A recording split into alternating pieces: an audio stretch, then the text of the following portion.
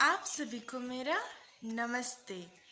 तो आज का मेरा ये वीडियो है, जैसे कि मैं फ़िल्म पे रिव्यू देने वाली हूँ। जैसे कि फ़िल्म में होता है, होना चाहिए, ज़रूरी है, रस, छंद और अलंकार। ये तो जो इसका जो एक्चुअल शब्द होता है वो तो नहीं इस्तेमाल करूँगी, पर जैसे कि कैसे क्या होता है मूवी में, उसके विषय पे बात करूँगी।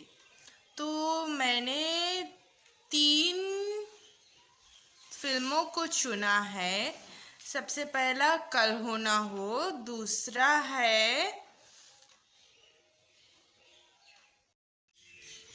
तो सबसे पहला है कल हो ना हो, दूसरा है दामिनी और तीसरा है हम दिल दे चुके सनम। तो जैसे कि ये फिल्म लेट 2000s में आई थी और बहुत ही अच्छी थी। मुझे तो तीनों बहुत पसंद है। दामिनी, दामिनी के बारे में चलो बात करते हैं। तो जैसे कि दामिनी, उसका जो पिक्चराइजेशन है, उसका जो स्टोरी है, उसमें जो कहानी दिखाया गया है वो बहुत, जैसे कि हमें सीख देने के लिए है, हमें सीख देती है। तो जैसे कि उसमें गाने को अच्छी तरह से दिखाया गया है। और जब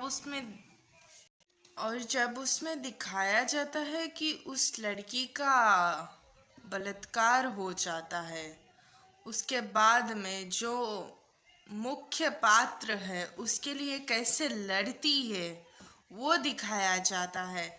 और उसमें वो भी हमें देखने को मिलता है, जैसे कि रोना रोने रोना हमें देखने को मिलता है। रस्म से हमें उस मूवी में हंसी भी देखने को मिलती है और उसमें बहुत अच्छे अच्छे गीत भी हैं जो मेरे पसंदीदार है कुछ कुछ। तो जी हाँ, मैं कह सकती हूँ कि दामिनी में ये सब चीज़ें बहुत ही अच्छी तरह से दिखाई गई है। इन सभी चीज़ों को ही मिलाकर एक अच्छी फिल्म बनती है, क्योंकि इसके बिना तो फिल्म कुछ नहीं। तो फिर दूसरा, हम दिल दे चुके सनम। तो ये फिल्म तो पूरा जनरल में ही गाने गाने पर आधारित हुआ था। ज़्यादा करके ये फिल्म में ही गाने ढेर हुए थे। और इसमें दिखाया गया है, जैसे कि मुख्य पात्र दो जो है सलमान खान और ऐश्वर्या राय के बीच में जो प्यार होता है वो दिखाया गया है। फिर वो प्यार, फिर उनका जो बिछड़न होता है वो दिखाया गया है। तो हाँ, प्यार और बिछड़न और एक पिता के लिए अपनी बेटी के लिए प्रेम होता है वो दिखाया गया है। और माँ का अपने बेटे के लिए, जैसे सलमान खान की माँ अपने बेटे के लिए प्रेम दिखाया गया। और हाँ, इस मूवी में भी गाने बहुत ही अच्छी अच्छी है। और तो इस मूवी में भी गाने अच्छे अच्छे हैं। तो जो इसमें मुख्य मैं कह सकती हूँ जो हमें देखने को मिलता है, उनके बीच का प्यार, सलमान खान और ऐश्वर्या राय के बीच का प्यार हमें देखने को मिलता है। फिर उसके बाद में जब ऐश्वर्या राय के फैमिली नहीं चाहते हैं कि हाँ, उनके प्यार को सपोर्ट नहीं करते हैं, तब फिर उनका बिछड़न देखने को मिलता है। और फिर उसके बीच में अजय देवगन आता है, वो हमें देखने को मिलता है। तो ये इंटरेस्टिंग पार्ट था, प्यार फिर उनका बिछड़न, सहयोग और वियोग श्रृंगार। अच्छा, तो इसके बाद कल होना हो। कल होना हो में तो हम देख सकते हैं, जब भी देखो उसमें रोना धोना होता रहता था। तो हाँ, कल होना हो में भी दिखाया गया है सहयोग और वियोग श्रृंगार। उनके बीच में जब प्यार होता है शाहरुख खान और क्या प्रीति जिंटा के बीच में, फिर उसके बाद में वो शाहरुख खान की बीमारी के वजह से वो उससे खुद ही दूर हो जाता है, वो हमें देखने को मिलता है। और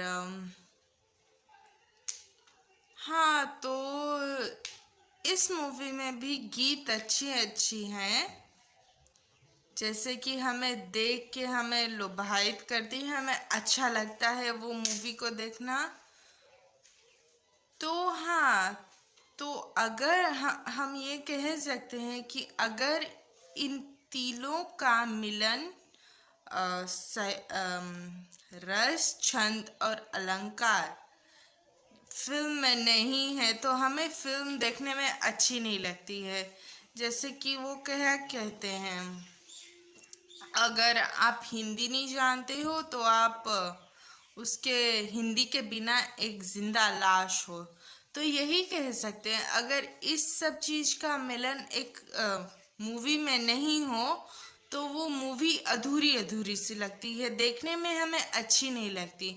तो कुछ ऐसा होना चाहिए जिसे हमें देखकर अच्छा लगे, हमें देखकर उसमें से सीख मिले।